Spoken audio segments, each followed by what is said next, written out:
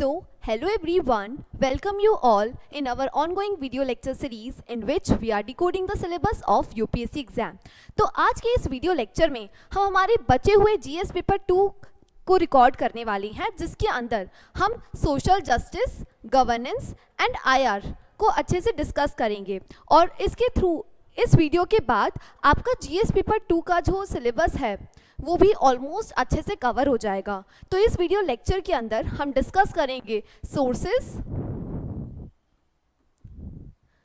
एक एक टॉपिक की हम कैसे वैल्यू ऐड कर सकते हैं हमारे आंसर्स के अंदर, और हम और भी बहुत सारी अलग अलग चीज़ें देखेंगे जिससे आपके दिमाग में सारी क्लियरिटी होगी कि हमें किस तरह से प्रिपेयर करना है। तो हम आगे बढ़ते हैं। तो social justice again it is a very important topic not only for GS paper 2 but also for essay and for ethics. एक बार यदि आपकी सोशल जस्टिस पे कमांड हो जाती है तो आप इसका यूज़ अलग अलग जगह पे अलग अलग पेपर्स में कर सकते हैं, इसीलिए इसे पढ़ना काफ़ी ज़रूरी है। तो हम सबसे पहले देखते हैं कि क्या क्या सिलेबस, कौन कौन से ऐसे टॉपिक्स हैं जो सिलेबस में मेंशन है जीएस पेपर 2 के यूपीएससी के द्वारा। सबसे पहला हमारा टॉपिक है वो है governmental policies and intervention for development in various sectors and issue arises out of their design and implementations. The next topic, developmental processes and developmental industries. The role of NGO, SHG, various groups and associations, donors, charities, institutionals and other stakeholders. Then आता है welfare schemes for vulnerable section of population by central and state government. The performance of these schemes, mechanisms, law, institutions, bodies constitute for the protection and betterment of their vulnerable section. Issues related to the development and management of social sectors and services related to the health, education and human resources and issue relating to the poverty and hunger. तो इस तरह से हमारे social justice के topic को mention करके रखा है। इन्हें हम और अच्छे से आगे वीडियो में डिस्कस करेंगे कि कैसे हम चीज़ों को, हमें कहाँ से इन टॉपिक्स को पढ़ना है और कैसे हम इन टॉपिक्स को कवर कर सकते हैं। फाइन। नेक्स्ट टॉपिक है गवर्नेंस का। अगेन गवर्नेंस इतना छोटा सा टॉपिक है, यदि आप उसे प्रिपेयर कर लेते हैं तो आराम से आपके 20 से 30 मार्क्स आपके हाथ में होंगे और इसे प्रिपेयर करना काफ़ी इजी होता है। तो देखते हैं कि क्या क्या टॉपिक्स मेंशन कर रखे हैं यूपीएससी ने उनके सिलेबस में। सबसे पहला है important aspect of governance, transparency and accountability, e governance, applications, models, successes, limitations and potential, citizens chartered, transparency and accountability and institutions and other measures. And second topic दे रखा है role of civil services in democracy. ठीक है, तो इस तरह से दो topic के थ्रू यूपीएससी ने गवर्नेंस को कवर किया है। फाइन। नेक्स्ट आता है आईआर। अगेन ये भी बहुत इंपॉर्टेंट है क्योंकि देखा गया है इन द प्रीवियस ट्रेंड्स कि नियरली 4 क्वेश्चंस आईआर के आते हैं और जनरली ये करंट अफेयर्स ओरिएंटेड क्वेश्चंस होते हैं। तो हमें क्या करना है, हमें आईआर को प्रिपेयर करने के लिए हमें करंट पे अपनी कमांड रखनी है। ठीक है, तो देखते हैं हम क्या क्या टॉपिक्स मेंशन करके रखे हैं। सबसे पहला Indian and it's neighbourhood relations. Second number पे bilateral and regional and global grouping and agreement involving India or affecting India's interest, effect of policies and politics of developed and developing countries on India's interest, Indian diaspora, important international institutions, agencies, fora and their structure and mandates। ठीक है, तो इस तरह से UPSC ने 4 topics mention करके रखे हैं और इन्हीं चार टॉपिक्स में से ही आईआर के क्वेश्चंस आते हैं। तो हमें क्या करना है, हमें इन टॉपिक्स को बहुत अच्छे से प्रिपेयर करना है। ठीक है, जैसा कि मैंने कल भी बताया था कि सबसे ज़्यादा जो वेटेज है वो होता है पॉलिटी के क्वेश्चंस का, लेकिन हम गवर्नेंस, सोशल जस्टिस और आईआर को भी इग्नोर नहीं कर सकते क्योंकि यहाँ से जो क्वेश्चंस आते हैं वो काफ़ी स्ट्रेट फॉरवर्ड होते हैं और थोड़ी सी थोड़े से एफर्ट से हमें काफ़ी अच्छा इनपुट मिल सकता है। तो हमें इसीलिए गवर्नेंस, सोशल जस्टिस और आईआर को बहुत अच्छे से प्रिपेयर करना है। जैसे गवर्नेंस में देखा गया है कि जनरली 4 क्वेश्चंस आएंगे जो 50 मार्क्स के होंगे और इसका वेटेज नियरली 20% का होता है। फिर आता है सोशल जस्टिस। सोशल जस्टिस का भी मतलब नियरली 6 क्वेश्चंस आते हैं। जो मार्क्स हैं वो 70 मार्क्स का होता है और नियरली 28% वेटेज होता है। फिर आता है international relationship. So I already told you कि नियरली 4 क्वेश्चंस आएंगे जो 50 मार्क्स के होते हैं एंड नियरली 20% इसका वेटेज होता है। तो इस तरह से हमारा जो जीएस पेपर 2 का सिलेबस है वो कंप्लीट इन 4 टॉपिक्स में हो जाता है। अब हम बहुत अच्छे से डिटेल में देखते हैं कि हमें जीएस पेपर 2 में जो सोशल जस्टिस है, गवर्नेंस है और आईआर है, उन्हें कहाँ से प्रिपेयर करना है, कैसे प्रिपेयर करना है और उनके आंसर की स्ट्रक्चरिंग किस तरह से की जाती है ताकि आपके जो मार्क्स हैं वो बाकी एस्पिरेंट से काफ़ी अच्छे आ सके। ठीक है, तो सबसे इम्पॉर्टेंट सोर्स है इंटरनेट। यहाँ पे लक्ष्मीकांत आपको इतनी हेल्प नहीं करेगी क्योंकि लक्ष्मीकांत के अंदर जनरली पॉलिटी से रिलेटेड चीज़ें दे रखी है। यदि आपको सोशल जस्टिस करना है, यदि आपको गवर्नेंस प्रिपेयर करना है तो आपको सेल्फ स्टडी करनी पड़ेगी और सेल्फ स्टडी में भी आपको क्या करना पड़ेगा, आपको एक्सटेंसिवली रिसर्च करनी पड़ेगी। तो आप रिसर्च कहाँ पे करेंगे, आप इंटरनेट पे रिसर्च कर सकते हैं। इंटरनेट के थ्रू आप अलग अलग वेबसाइट पे जाके, जैसे जो गवर्नमेंट की वेबसाइट्स हैं या विकिपीडिया है, वहाँ पे जाके चीज़ों को, टॉपिक्स को सर्च करें और वहाँ से जाके आप अपने नोट्स बनाएं। फिर आप वैल्यू एडेड मटेरियल जो विजन का आता है आप उसे भी यूज़ कर सकते हैं। वैल्यू एडेड मटेरियल जो विजन का है गवर्नेंस के लिए वो काफ़ी अच्छा है, आप उस पर पूरी तरह से रिलाई कर सकते हैं। वहाँ से आपका पूरा गवर्नेंस का टॉपिक प्रिपेयर हो जाएगा। साथ ही साथ आपको करंट जो भी न्यूज़ में चल रहा है या कोई भी एडिटोरियल गवर्नेंस से रिलेटेड आ रहा है या कोई भी सक्सेस स्टोरीज न्यूज़पेपर में आ रही है तो आप क्या करें, अलग से कॉपी बनाएं, वहाँ पे चीज़ों को लिखना स्टार्ट करें ताकि तब आप फाइनल एग्ज़ाम देंगे तो आपके पास सारी चीज़ें एक जगह पे कंपाइल होगी। ठीक है, देन फिर आता है आईआर। तो आईआर के हमें नोट्स बनाने पड़ेंगे। अब आईआर भी इतना बड़ा सब्जेक्ट है कि हम उसे सारा नहीं कंप्लीट कर सकते। तो यहाँ पे हमें क्या करना पड़ेगा, हमें स्मार्टली स्टडी करना पड़ेगा। स्मार्ट और वे में हम कैसे पढ़ सकते हैं, हमें सबसे पहले तो एक कॉपी बनानी है। उस कॉपी के अंदर आपको वो कंट्रीज़ के बारे में लिखना है जो करेंटली न्यूज़ में है। ठीक है, मान लीजिए आप 2025 का प्रीलिम्स दे रहे हैं तो 2024 से ही आपकी ये ड्यूटी है कि आप अभी से उस कॉपी के अंदर आईआर से रिलेटेड जो भी न्यूज़ में चल रहा है उसे मेंशन करना स्टार्ट कर दें ताकि तब आप फाइनल एग्ज़ाम देंगे तब आपके पास सारी चीज़ें एक जगह पे होगी और आपको पता होगा कि हमें क्या क्या चीज़ें, कौन कौन सी कंट्रीज़ को ज़्यादा अच्छे से पढ़ना है और किन कंट्रीज़ को हमें छोड़ना है। फॉर एग्जाम्पल मान लीजिए इंडिया और यूएसए ने कोई भी कोलैबोरेशन साइन किया है तो वो हमारे एग्ज़ाम पर्सपेक्टिव्स के लिए इम्पॉर्टेंट हो जाता है और आपको यूएस के बारे में बहुत अच्छे से पता होना चाहिए। ठीक है, और साथ ही साथ अब आईआर के लिए क्या कर सकते हैं, जो हमारी नेबर कंट्रीज़ हैं उनके साथ हमारे रिलेशनशिप्स कैसे रहे हैं उसके बारे में हम थोड़ा हिस्टोरिकल बैकग्राउंड आइडेंटिफाई करेंगे। हम देखेंगे कि हम किस किस एरियाज़ में, किस किस फील्ड में हम कोलैबोरेट कर रहे हैं और हम क्या और बेहतर कर सकते हैं। ठीक है, देन आता है newspaper. Again newspaper is very important क्योंकि यहाँ पे सोशल जस्टिस जैसे हेल्थ, एजुकेशन, हंगर, पॉवर्टी, इन सारी चीज़ों के लिए न्यूज़पेपर आपको बहुत हेल्प करेगा। यदि आप डायरेक्टली हंगर, पॉवर्टी को इंटरनेट पे सर्च करेंगे तो शायद आपके जो आंसर होंगे वो आसपास के जो एस्पिरेंट्स हैं उनके जैसे ही होंगे, लेकिन यदि आपको आपके आंसर्स को यूनिक बनाना है तो आपको कुछ ऐसी केस स्टडीज़ ढूंढनी पड़ेगी, कुछ ऐसी चीज़ें आइडेंटिफाई करनी पड़ेगी जो आपके पास ही यूनिक होगी और ना कि आसपास के लोगों के पास, जिससे आपके जो मार्क्स हैं वो उन एस्पिरेंट से 2-3 मार्क्स ज़्यादा होंगे और उसी से इवन 2-3 मार्क्स ही आपको लिस्ट के अंदर ला सकता है और हटा सकता है।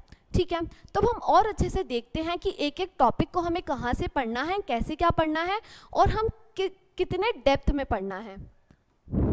तो टॉपिक नंबर 1 जिसके अंदर दे रखा है governmental policies and intervention for development in various sectors and issue arises out of their designs and implementations. ठीक है, अब देखो गवर्नमेंट पॉलिसीज़, इस टॉपिक से हर साल एक क्वेश्चन जीएस में आता है और साथ ही साथ यदि आपको गवर्नमेंट की पॉलिसीज़ के बारे में पता होगा तो आप बहुत सारे जो भी जीएस पेपर 1 है, जीएस पेपर 3 है, जीएस पेपर 4 है, इवन ऐसे और एथिक्स के आंसर्स में भी आप लास्ट में गवर्नमेंट पॉलिसीज़ को मेंशन कर सकते हैं।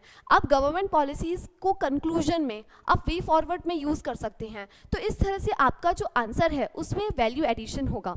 तो गवर्नमेंट पॉलिसीज़ आपको कैसे देखनी है? आपको देखनी है कि हेल्थ सेक्टर में गवर्नमेंट की क्या क्या पॉलिसीज़ हैं। ठीक है, हेल्थ सेक्टर में गवर्नमेंट पॉलिसीज़ क्या क्या हैं। फिर हमें देखना है कि एजुकेशन सेक्टर में गवर्नमेंट क्या क्या पॉलिसीज़ लेके आ रही हैं। जैसे नेशनल एजुकेशन पॉलिसी 2020 जो आई थी, वो इसी वाले टॉपिक में से क्वेश्चन आया था। तो आपको डिटेल में उन पॉलिसी के बारे में पता होना चाहिए, आपको पॉलिसीज़ के एक एक फीचर्स के बारे में पता होना चाहिए, तभी आपकी प्रिपरेशन इस वाले टॉपिक के लिए कंप्लीट हो पाएगी। और भी हम देख सकते हैं कि इवन जो सीनियर सिटीजन्स हैं उनके लिए गवर्नमेंट ने क्या क्या पॉलिसीज़ निकाली है। ठीक है, फिर आप देख सकते हैं चाइल्ड राइट्स के लिए या चाइल्ड्स के लिए क्या क्या पॉलिसीज़ हैं। इवन और भी अलग अलग सेक्टर में पॉवर्टी को हटाने के लिए, पॉवर्टी को रिमूव करने के लिए गवर्नमेंट बहुत सारी पॉलिसीज़ लेके आई है। इवन पॉपुलेशन कंट्रोल के लिए गवर्नमेंट बहुत सारी पॉलिसीज़ लेके आई है। ठीक है,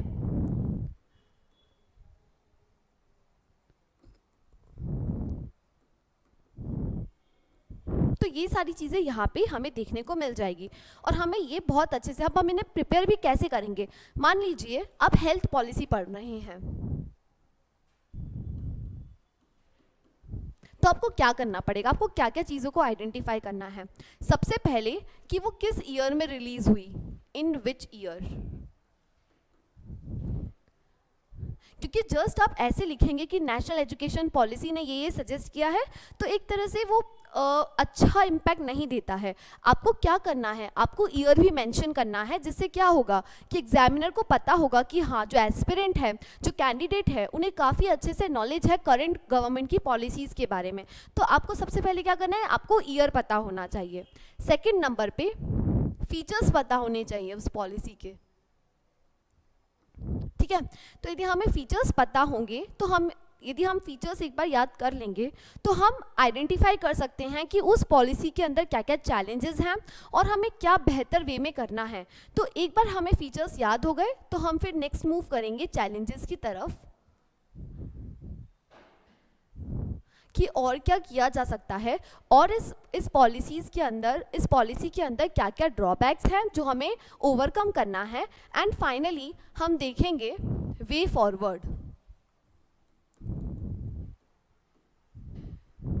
ठीक है, तो इस तरह से 4 पिलर्स में हमारा ये जो गवर्नमेंट पॉलिसी वाला एंगल है वो कवर हो जाएगा। और आपको ऐसे इसी वे में आपको क्या करना है, आपको आपके नोट्स बनाने हैं।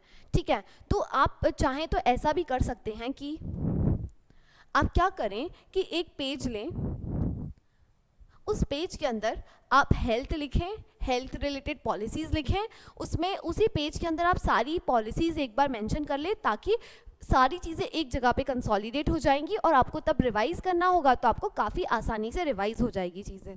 ठीक है, तो इस तरह से ये वाला टॉपिक कंप्लीट होता है। और नेक्स्ट जो दे रखा है वो है इश्यूज़। तो अगेन मैंने बता दिया कि गवर्नमेंट पॉलिसीज़ सब हमें पता होगी तभी हम उसके इश्यूज़ आइडेंटिफाई कर सकते हैं। तो हमें सबसे पहले गवर्नमेंट पॉलिसीज़ आइडेंटिफाई करना है, उसमें क्या क्या इश्यूज़ हैं और इश्यूज़ भी हमें किस पर्सपेक्टिव में देखना है, उनके डिज़ाइन में और उनके इम्प्लीमेंटेशंस में। ठीक है, तो इशू को हमेशा 2 एंगल में हमें डिवाइड करना रहेगा। कभी भी कोई भी क्वेश्चन आया, मान लीजिए नेशनल हेल्थ पॉलिसी के क्या क्या इश्यूज़ हैं, तो आपको आंसर में हमेशा क्या मेंशन करना है, आपको हमेशा मेंशन करना है कि first issue related with the design and second with implementation, issues associated with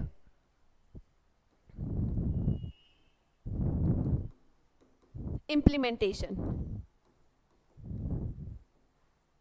ठीक है, इस तरह से आपको मेंशन करना पड़ेगा तभी आपको ज़्यादा मार्क्स मिलेंगे, क्योंकि यूपीएससी ने क्लियरली उनके सिलेबस में ये 2 टर्म्स मेंशन करके रखे हैं। यदि आप रेंडमली चीज़ों को लिखना स्टार्ट करेंगे तो शायद आपके ये जो 2 पिलर्स हैं, जो इंपॉर्टेंट पिलर्स हैं इशू के, वो मिस हो जाएंगे और फिर आपके मार्क्स इतने अच्छे नहीं आएंगे, भले ही आप कितने भी अच्छे पॉइंट्स लिखें। तो हमेशा याद रखना है कि इन दोनों के पर्सपेक्टिव में ही हमें इशूज़ लिखना है। ठीक है। नेक्स्ट टॉपिक है welfare schemes for vulnerable section of population by central and state government, the performance of these schemes, mechanisms, laws, institutions and bodies constitute for the protection and the betterment of this vulnerable. ठीक है, again this is very important topic not only for GS paper 2 पर ऐसे में भी ये बहुत ज़्यादा आपको हेल्पफुल रहेगा. तो आपको क्या करना है, आपको वेलफेयर स्कीम्स, जो भी गवर्नमेंट की वेलफेयर स्कीम्स हैं उनकी लिस्ट प्रिपेयर करना है. जो भी करंट में न्यूज़ है उनके बारे में आपको एक एक चीज़ पता होनी चाहिए. ठीक है, फॉर वल्नरेबल सेक्शन. अब हमें सबसे पहले तो ये आइडेंटिफाई करना है कि वल्नरेबल सेक्शंस कौन कौन से होते हैं, जैसे कि women, child, senior citizens, disables, transgenders, victims. ठीक है, तो इस तरह से हमने सबसे पहले क्या किया, हमने आइडेंटिफाई कर लिया कि कौन कौन से वल्नरेबल सेक्शंस हैं. अब हमें क्या करना है, अब हमें वापस से यही स्ट्रैटेजी को फॉलो करना है. हमें एक A4 साइज़ का पेपर लेना है. उसके अंदर हम सबसे पहले क्या लिखेंगे, सबसे फर्स्ट ग्रुप लिखेंगे विमेन. विमेन के बारे में जो भी गवर्नमेंट ने स्कीम स्टार्ट करी है हम वो एक जगह पे मेंशन करेंगे. उसके बाद हम देखेंगे कि उन जो भी स्कीम्स चल रही है उनमें क्या क्या इश्यूज़ आ रहे हैं. उसके बाद फिर हम देखेंगे कि हम उन इश्यूज़ को कैसे सॉल्व कर सकते हैं. आप तब ये चीज़ आइडेंटिफाई करेंगे तो आपको एक चीज़ और समझ में आएगी कि गवर्नमेंट क्या कर रही है. सेम चीज़ को, सेम इश्यूज़ को सॉल्व करने के लिए नंबर ऑफ स्कीम्स लेके आती है. तो इन नंबर ऑफ स्कीम से क्या हो रहा है, गवर्नमेंट के फंड का वेस्टेज हो रहा है. तो हमें क्या करना चाहिए, तो हमें क्या करने के लिए हम वे फॉरवर्ड में मेंशन कर सकते हैं कि हमें एक ऐसी स्कीम लेके आना चाहिए, एक ऐसी अम्ब्रेला स्कीम लेके आनी चाहिए जो सारी चीज़ों को एक ही जगह पे कवर कर दे, ताकि जो फंड है, फंड का भी अच्छा यूटिलाइजेशन होगा और भी अलग अलग चीज़ों को बेहतर वे में किया जा सकता है, कोऑर्डिनेशन प्रॉपर होगा. ठीक है, फिर सेम आपको स्टेट गवर्नमेंट की जो भी स्कीम्स चल रही है उनके बारे में पता होना चाहिए, क्योंकि यदि आपको ये स्कीम्स याद होंगी तो आप अलग अलग जगह पे as a case study mention कर सकते हैं, जिससे आपके आंसर का वैल्यू एडिशन होगा. ठीक है, then performance of the schemes. अब हमें परफॉर्मेंस में क्या करना है, हमें वही मैंने जैसे बताया जो सबसे इंपॉर्टेंट, जैसे पोषण अभियान हो गया या और भी अलग अलग स्कीम्स है, जैसे आयुष्मान भारत स्कीम हो गई. तो इन सारी स्कीम्स के बारे में आपको प्रॉपरली पता होना चाहिए with data, facts and figure कि कितना हेल्पफुल रही है ये लोगों के अपलिफ्टमेंट के लिए, मतलब वल्नरेबल सेक्शंस के अपलिफ्टमेंट के लिए कितना ये हेल्पफुल रह चुकी है. तो ये चीज़ें आपको कहाँ से मिलेगी, आपको न्यूज़पेपर के आर्टिकल से मिलेगी. आपको इसीलिए रेगुलरली न्यूज़पेपर पढ़ना ज़रूरी है. ठीक है, तो मैं सजेस्ट करूँगी कि इसके लिए भी आप आपके एक नोट्स बनाएं, अलग से कॉपी बनाएं, जिसके अंदर आप ये जो डेटा, फैक्ट्स, फिगर जो न्यूज़पेपर में आ रहे हैं डेली बेसिस पे, वो आप आराम से लिख सकते हैं, ताकि लास्ट में आप सबको कंसोलिडेट करके आप रिवाइज कर सकते हैं. देन आता है मैकेनिज्म, लॉज एंड इंस्टीट्यूशन. अब जैसे यहाँ पे बहुत सारी अलग अलग बॉडीज़ हैं जो वल्नरेबल सेक्शन के प्रोटेक्शन के लिए है. For example national human right commission, national commission for backward class, national commission for scheduled caste, national commission for scheduled tribes. ठीक है, नेशनल कमीशन फॉर विमेन. इस तरह से ऐसी बहुत सारी गवर्नमेंट ने बॉडीज़ बनाई हैं जो इनके वेलफेयर को देखती है, उनको देखने का काम करती है. तो इन बॉडीज़ के बारे में भी आपको बहुत अच्छे से पता होना चाहिए, क्योंकि यदि आपको बॉडीज़ के बारे में पता होगा, उनके फंक्शंस के बारे में पता होगा, तो आप ये आइडेंटिफाई कर सकते हैं कि क्या क्या इश्यूज़ वो बॉडीज़ फेस कर रही हैं और हमें और क्या करना चाहिए, हमें और कितनी उन्हें पावर देना चाहिए जिससे और वो अच्छे से बेहतर वे में परफॉर्म कर सके. ठीक है, तो इस तरह से आप ये बॉडीज़ को प्रिपेयर करेंगे. और अगेन इसके लिए भी न्यूज़पेपर सबसे इम्पॉर्टेंट सोर्स है. जनरली जो न्यूज़ में बॉडीज़ रहती हैं उसी के बारे में क्वेश्चन आता है. जैसे 2022 के अंदर national commission for backward class बहुत ज़्यादा न्यूज़ में थी, तो यूपीएससी ने उसी को पेपर के अंदर पूछ लिया था. तो इसीलिए आपको न्यूज़पेपर की जो हेडिंग्स हैं, जो न्यूज़पेपर में चल रहा है, जो अभी देश दुनिया में चल रहा है, उसके बारे में खबर होनी चाहिए. ठीक है, नेक्स्ट टॉपिक आता है issues related to the development and management of social sector and services related to the health, education, human resources, poverty and hunger. Again, very very important topic, क्योंकि यहाँ से डायरेक्टली ऐसे में क्वेश्चन आते हैं। यदि आप एक बार यहाँ पे कंटेंट प्रिपेयर कर लेते हैं तो आपका ऐसे के लिए भी कंटेंट प्रिपेयर होने लगेगा। तो आई विल सजेस्ट कि आप इन टॉपिक्स को काफ़ी अच्छे से, काफ़ी रिसर्च करके प्रिपेयर करें। अब इन्हें भी कैसे प्रिपेयर करना है, मान लीजिए आप ह्यूमन रिसोर्स या पॉवर्टी की बात कर रही हैं, तो आप क्या करें कि एक पेज लें, आप पॉवर्टी लिखें सेंटर में। सबसे पहले आपको क्या करना है, आपको डिफाइन करना है पॉवर्टी को, डिफाइन पॉवर्टी।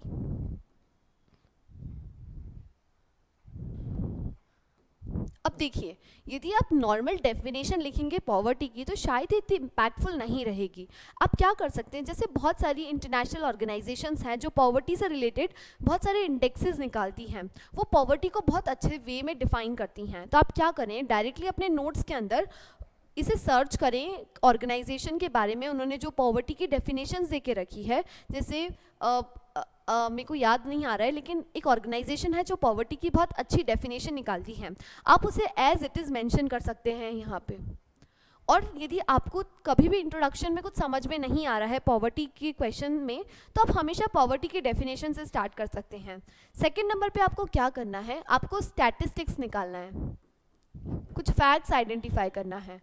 अब ये फैक्ट्स भी कोई रैंडम फैक्ट्स नहीं होने चाहिए, जब बल्कि ये कोई गवर्नमेंट डॉक्यूमेंट में दिए हुए फैक्ट्स हों। जैसे नीति आयोग अपनी रिपोर्ट निकालता है, national multi dimensional poverty index, है ना, वैसे ही इंटरनेशनल लेवल पे भी मल्टी डायमेंशनल पॉवर्टी इंडेक्स आती है by United Nations developmental programme.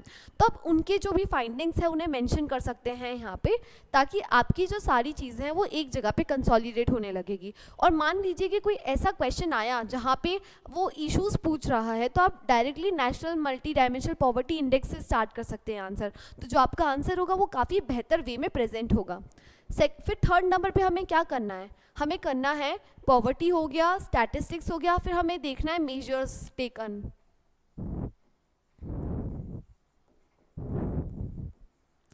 Measures taken by government. अब गवर्नमेंट ने, जैसे हम आइडेंटिफाई कर सकते हैं कि पॉवर्टी है, वैसे ही गवर्नमेंट और भी अलग अलग इंस्टीट्यूशंस ने आइडेंटिफाई किया है कि पॉवर्टी एक बहुत बड़ी समस्या है।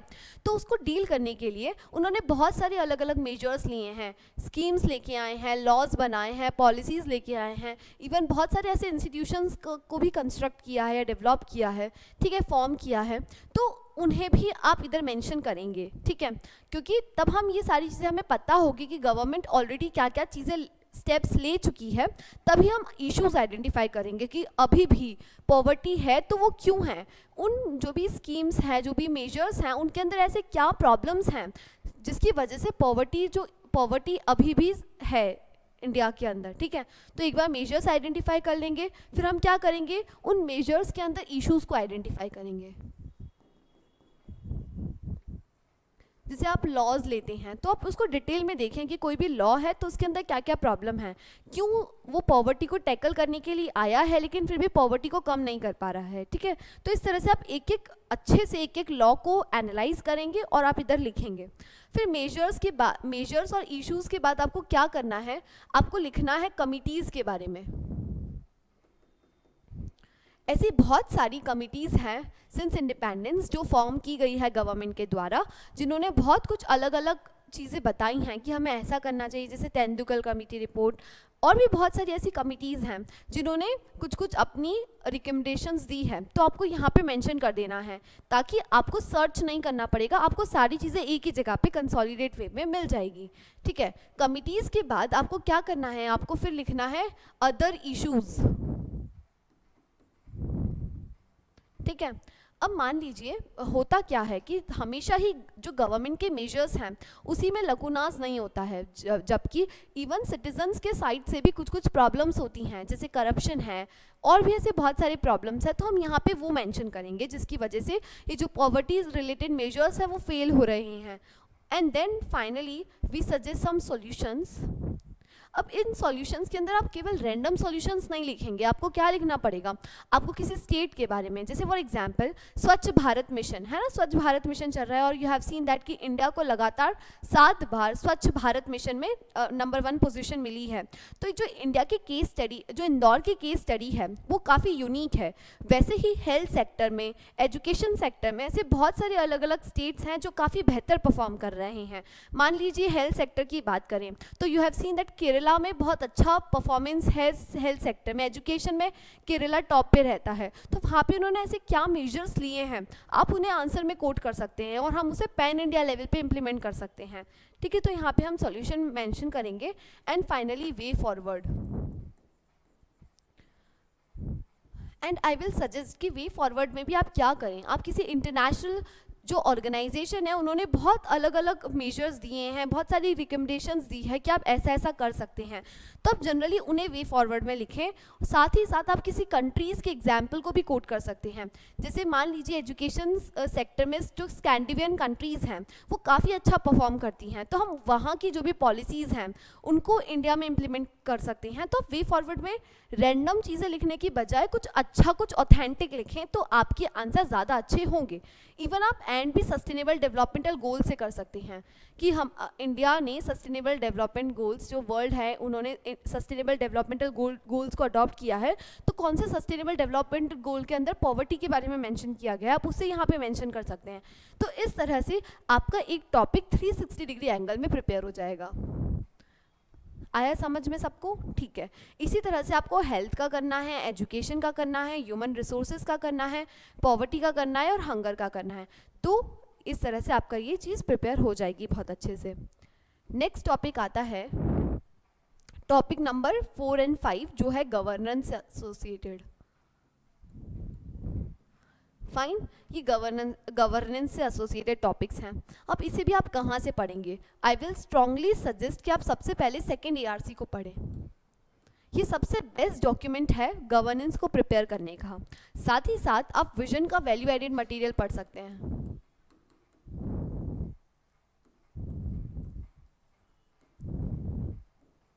ठीक है, अब देखिए यही वाले टॉपिक, सेम टॉपिक एथिक्स के पेपर में भी मेंशन है, लेकिन जो यहाँ पे आंसर GS पेपर 2 के हम जो आंसर्स लिखते हैं वो एथिक्स से डिफरेंट होते हैं। ये चीज़ आपको आइडेंटिफाई करना है। यदि आप GS पेपर 2 में भी एथिक्स जैसे आंसर लिखेंगे तो शायद आपके मार्क्स इतने नहीं होंगे as compare to other aspirants.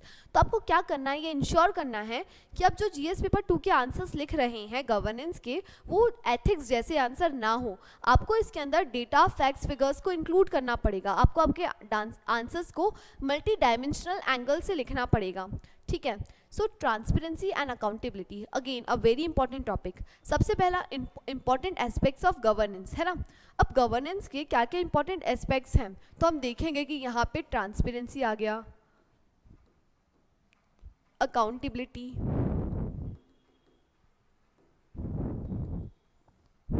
Then आ गया हमारा efficiency, public grievances mechanisms, then efficiency, effectiveness, quality delivery of service।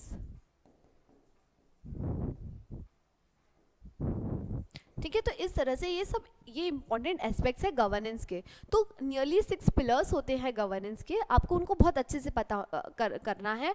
और साथ ही साथ whenever you try to answer the question of governance, आप क्या करें, आप इन्हीं 6 पिलर्स को पकड़ के अपने आंसर्स को फ्रेम करने की कोशिश करें, क्योंकि अल्टीमेटली गवर्नेंस के अंदर ये 6 पिलर्स होने चाहिए, तभी हम बोल सकते हैं कि एक कोई भी कंट्री है उस वहाँ पे गुड गवर्नेंस है। ठीक है, तो हमेशा याद रखना है कि रैंडमली नहीं सोचना है, हमें इन 6 पिलर्स पे ही हर आंसर को फ्रेम करना है। सबसे पहला पिलर है transparency and accountability. Again a very important topic, क्योंकि यदि गवर्नमेंट के अंदर ट्रांसपेरेंसी नहीं होगी, अकाउंटेबिलिटी नहीं होगी, तो जो लोग हैं उनका जो ट्रस्ट है वो ब्रीच होने लगेगा। इसीलिए ट्रांसपेरेंसी एंड अकाउंटेबिलिटी बहुत ज़रूरी है, और इसी को इंश्योर करने के लिए गवर्नमेंट ने बहुत सारे मेजर्स लिए हैं, जैसे RTI act, right to information act, और भी ऐसे बहुत सारे अलग अलग स्टेप्स हैं, जैसे CVC का फॉर्मेशन, CIC का फॉर्मेशन, सेंट्रल इन्फॉर्मेशन कमीशन का फॉर्मेशन। तो आपको यहाँ पे वो मेंशन करना है, आपको फिर आइडेंटिफाई करना है कि इन सारी बॉडीज़ के अंदर जो भी मेजर्स हैं उनमें क्या क्या चैलेंजेस जिसकी वजह से करप्शन अभी भी एग्जिस्ट कर रहा है, क्योंकि ट्रांसपेरेंसी और अकाउंटेबिलिटी नहीं है तभी तो करप्शन है।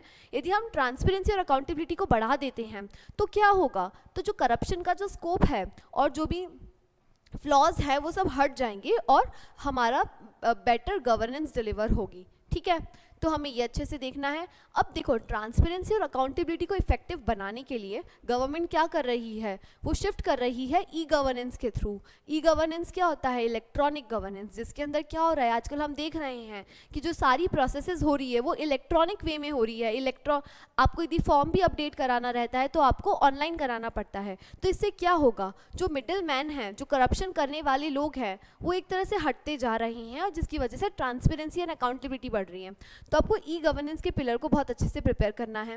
उसमें आप क्या क्या प्रिपेयर करेंगे, उसका एप्लीकेशन अलग अलग जगह पे, जैसे आप पब्लिक सर्विस हेल्थ सेक्टर में ई गवर्नेंस का रोल आ रहा है, इवन एजुकेशन वाले सेक्टर के अंदर ई गवर्नेंस का रोल है, ऐसे अलग अलग सेक्टर्स के अंदर ई गवर्नेंस यूज़ हो रहा है। तो आपको क्या करना है, आपको एक पेपर के अंदर ये सब पहले से ही प्रिपेयर करके रखना है, क्योंकि एग्जाम के टाइम पे तब आपके पास केवल 7 मिनट होंगे, तब आप आंसर फ्रेम नहीं कर सकते, आप वहाँ पे नहीं सोच सकते।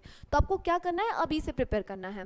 देन आपको मॉडल्स आइडेंटिफाई करना है, कुछ कुछ सक्सेस स्टोरीज आइडेंटिफाई करना है। अब ये सक्सेस स्टोरीज कहाँ से मिलेगी, आपको अलग अलग स्टेट्स में जो भी इनिशिएटिव्स लिए गए हैं अलग अलग, जैसे फॉर एग्जांपल केरला ने ई गवर्नेंस के लिए बहुत बेहतर सा मॉडल बनाया है, तो आप उसे यहाँ पे कोट कर सकते हैं।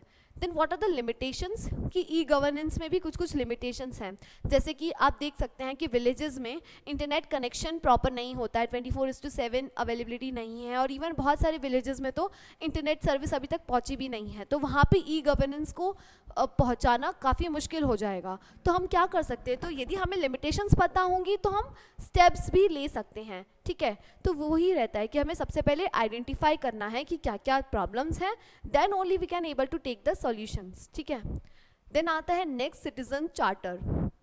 अब सिटीजन चार्टर क्या होता है, अब जैसे सिटीजन चार्टर वाले टॉपिक को आप कैसे प्रिपेयर करेंगे,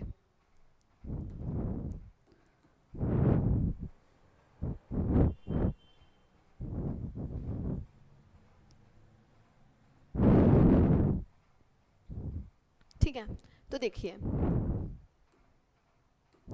सिटीजन्स चार्टर,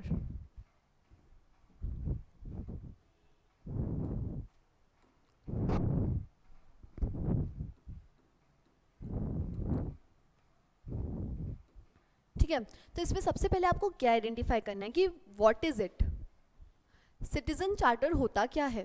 तो सिटीजन चार्टर कुछ नहीं होता है, ये एक तरह से कमिटमेंट होता है जो कोई ऑर्गेनाइजेशन अपने सिटीजन्स को या जिन्हें वो डिलीवर कर रही है सर्विस उन्हें देती है। तो सिटीजन चार्टर्ड हमने समझ लिया। अब आप नॉर्मल डेफिनेशंस नहीं लिखेंगे, आप क्या लिखेंगे, आप सेकेंड ARC से सिटीजन चार्टर्ड की डेफिनेशन कोट कर सकते हैं, ताकि आपका आंसर क्या होगा, दूसरे लोगों से बेहतर होगा। फिर हमें क्या करना है, हमें फैक्ट्स एंड फिगर्स आइडेंटिफाई करना है। फिर हम क्या करेंगे नेक्स्ट की सिग्निफिकेंस और फीचर्स या स्ट्रक्चर। ठीक है, तो सबसे पहले हमने क्या देखा कि व्हाट इज सिटीजन चार्टर्ड, फिर हम देखेंगे कि उसमें क्या नियरली सिटीजन चार्टर्ड की एक प्रॉपर स्ट्रक्चर होता है जिसके अंदर वॉइस, अलग अलग क्वालिटी वगैरह सब डिटेल में एक्सप्लेन की जाती है। तो आप वो देखेंगे स्ट्रक्चर के बारे में, फिर आप देखेंगे उसके फीचर्स क्या क्या होते हैं, फिर आप देखेंगे कि सिग्निफिकेंस क्या है सिटीजन चार्टर का। यदि कोई भी ऑर्गेनाइजेशन सिटीजन चार्टर लेके आती हैं तो उससे क्या होता है, उससे ट्रांसपेरेंसी बढ़ती है, अकाउंटेबिलिटी बढ़ती है। ठीक है, तो वो सिग्निफिकेंस आप मेंशन करेंगे। उसके बाद आप क्या देखेंगे कि व्हाट आर द लिमिटेशंस क्या है सिटीजन चार्टर के, एंड फाइनली आप सॉल्यूशंस देखेंगे कि गवर्नमेंट ने क्या क्या स्टेप्स लिए हैं, इवन सेकेंड ARC ने क्या क्या चीज़ें ली हैं। फाइनली आप क्या करेंगे, आप वे फॉरवर्ड मेंशन करेंगे, जिसके अंदर आप बहुत सारी कमिटीज़, इवन जो इंटरनेशनल ऑर्गेनाइजेशंस हैं, उन्होंने सिटीजन चार्टर को बेहतर बनाने के लिए बहुत सारे स्टेप्स दिए गए हैं, तो आप उसे यहाँ पे मेंशन कर सकते हैं। तो इस तरह से आपका सिटीजन चार्टर कंप्लीट हो जाएगा। और कोई भी क्वेश्चन सिटीजन चार्टर से आएगा तो इन पिलर्स से बाहर से नहीं आएगा, वो इन्हीं से, भले ही क्वेश्चन की जो लैंग्वेज है वो ट्विस्टेड हो सकती है, लेकिन आपका आंसर यहाँ से ही निकल के आएगा। ठीक है, तो इस तरह से आप इसे प्रिपेयर कर सकते हैं पहले से ही। ठीक है, देन आता है इंस्टीट्यूशंस एंड मेजर्स, ठीक है। अब ट्रांसपेरेंसी को प्रमोट करने के लिए, अकाउंटेबिलिटी को प्रमोट करने के लिए बहुत सारे गवर्नमेंट के इंस्टीट्यूशंस हैं। आप उनको अच्छे से स्टडी करेंगे, आप उनके फीचर्स, उनके फंक्शंस, उनके पावर, उनकी रिस्पॉन्सिबिलिटीज़ क्या हैं, इन सबको अच्छे से प्रिपेयर करने के बाद लिमिटेशंस आइडेंटिफाई करेंगे एंड फाइनली आप सॉल्यूशंस दे सकते हैं, ठीक है। तो ये वाला टॉपिक बहुत ईजिली आपका प्रिपेयर हो जाएगा। इवन ई गवर्नेंस के अंदर भी आपको क्या देखना है कि governance to citizen service, citizen to governance, business to governance, government and government to business, ऐसे 4 पिलर्स होते हैं। इन्हें आप बहुत अच्छे से केस स्टडीज़ के साथ प्रिपेयर कर लें, तो इस तरह से आप गवर्नेंस बहुत अच्छे से प्रिपेयर कर पाएंगे। नेक्स्ट आता है आईआर। अगेन आईआर बहुत इंपॉर्टेंट टॉपिक है, क्योंकि होता क्या है, जनरली हमें आईआर के रिसोर्सेज पता नहीं होते, हम लोग स्टक हो जाते हैं, हमें नहीं समझ में आता कि हम आईआर कहाँ से अच्छे से पढ़ें। तो इसीलिए ये वाली वीडियो में आपके सारे डाउट्स क्लियर हो जाएंगे और आप अच्छे से आईआर को प्रिपेयर कर पाएंगे। सबसे पहला है topic India and it's neighbourhood and relationship, ठीक है। अब देखो, सबसे पहले आपको आइडेंटिफाई करना है कि नेबरहुड के अंदर इंडिया में कौन कौन सी कंट्रीज आती हैं। सबसे पहला आ गया पाकिस्तान, चाइना, अफगानिस्तान, देन आ गया हमारा Sri Lanka, then Myanmar, next Bangladesh, Nepal, Bhutan, Maldives, ठीक है। तो इस तरह से आप इन 8 कंट्रीज़ को बहुत अच्छे से प्रिपेयर करेंगे, ठीक है। और एक बार इन 8 कंट्रीज़ को, क्योंकि इन्होंने टॉपिक में क्लियरली मेंशन करके रखा है कि हमें नेबर रिलेशनशिप, जो भी नेबरहुड है उनके साथ हमारे कैसे रिलेशनशिप रहे हैं, तो हमें इन 8 कंट्रीज़ के बारे में आपको क्या क्या प्रिपेयर करना है। सबसे पहला historical background,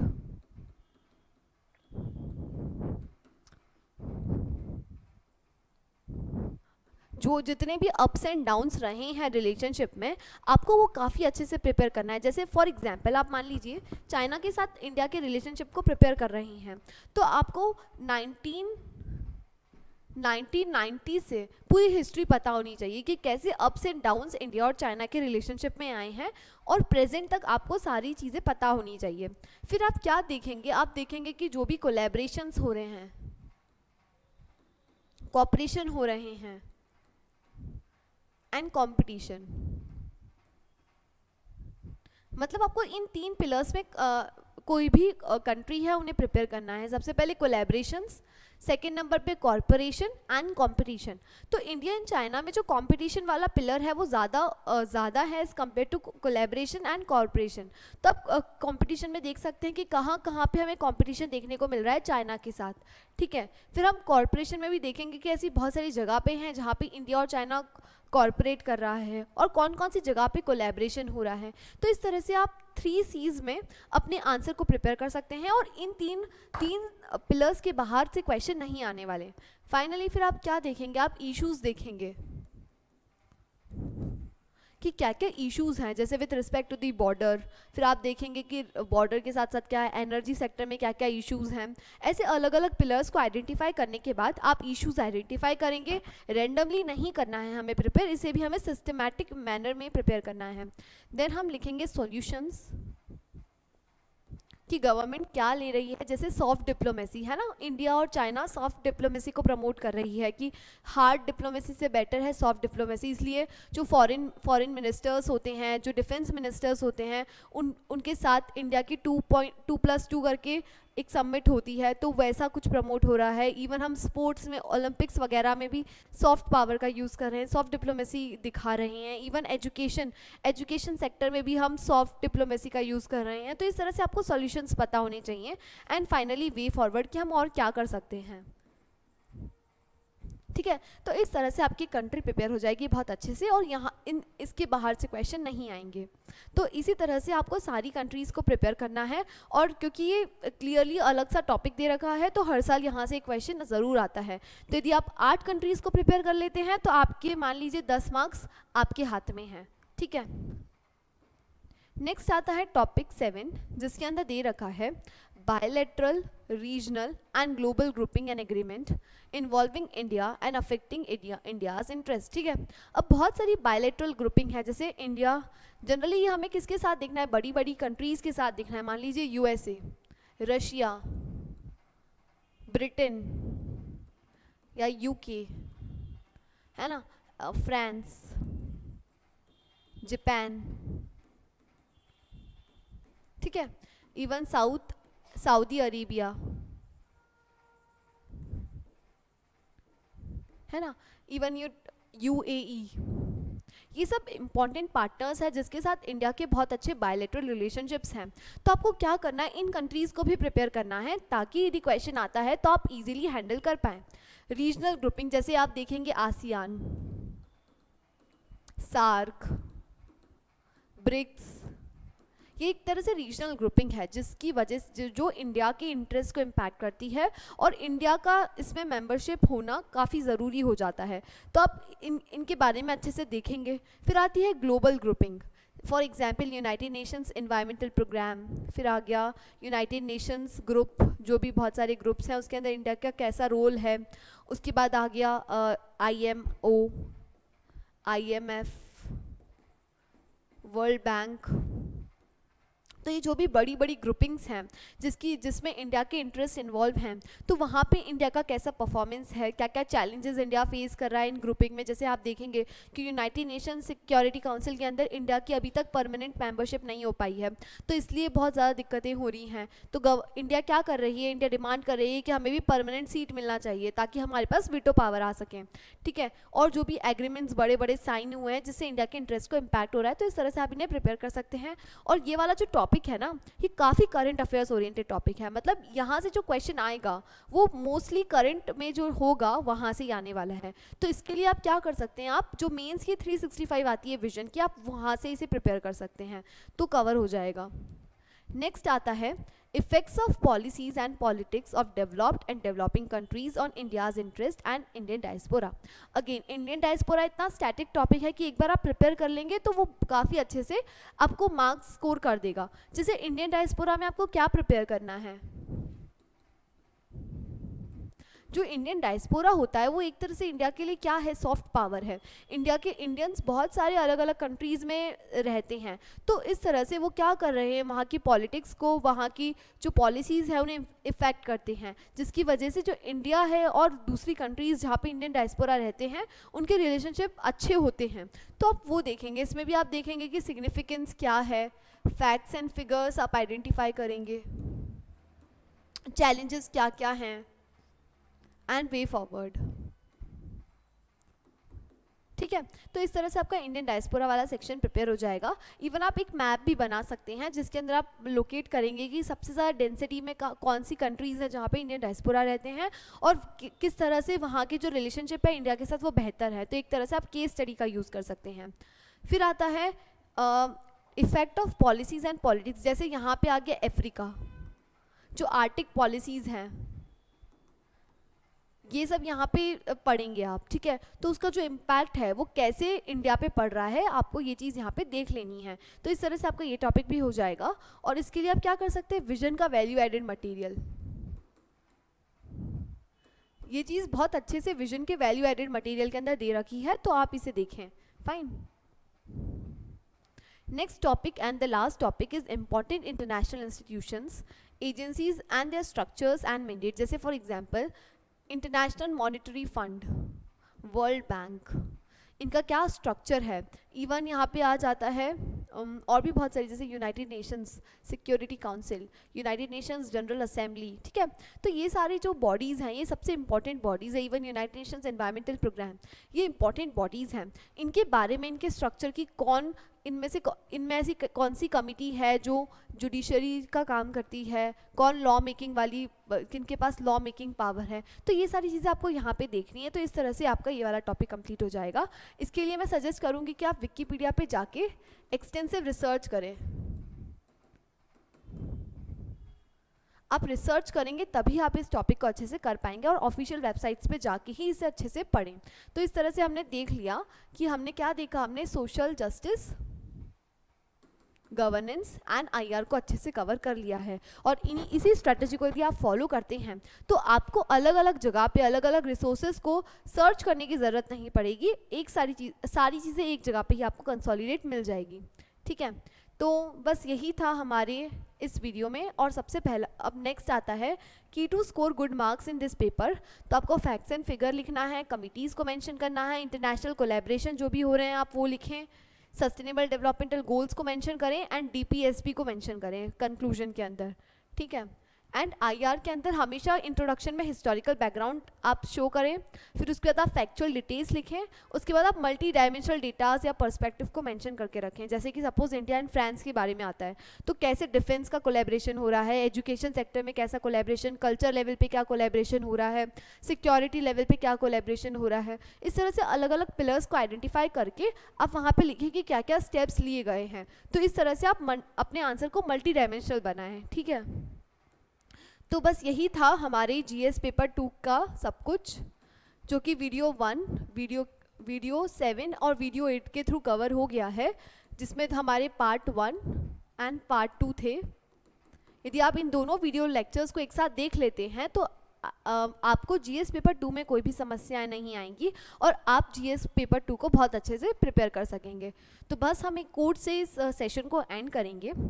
failure is not the opposite of the success, it is part of success. ठीक है, तो यदि आपको सक्सेस तभी अचीव होगी तब आपको फेलियर्स मिलेंगे। Failures are very much part of success. ठीक है, यदि आप फेल होते हैं, हो सकता है आपका फर्स्ट अटेम्प्ट में नहीं होगा, सेकेंड अटेम्प्ट में नहीं होगा, लेकिन यदि आप निरंतर प्रयास करते रहेंगे तो एक दिन आपको ज़रूर सक्सेस मिलेगी और आप आपके जो ड्रीम्स हैं उन्हें अचीव कर पाएंगे। So with this note, thank you so much. Hope आप बहुत अच्छे से पढ़ रहे होंगे, आपने जीएस पेपर 1 के वीडियोस देख लिए होंगे और फिर आगे वाले वीडियोस के अंदर हम जीएस पेपर 3 को कवर करेंगे। यदि आपको हमारी वीडियो लेक्चर्स अच्छे लग रहे हैं तो please do like and subscribe our channel. Thank you so much.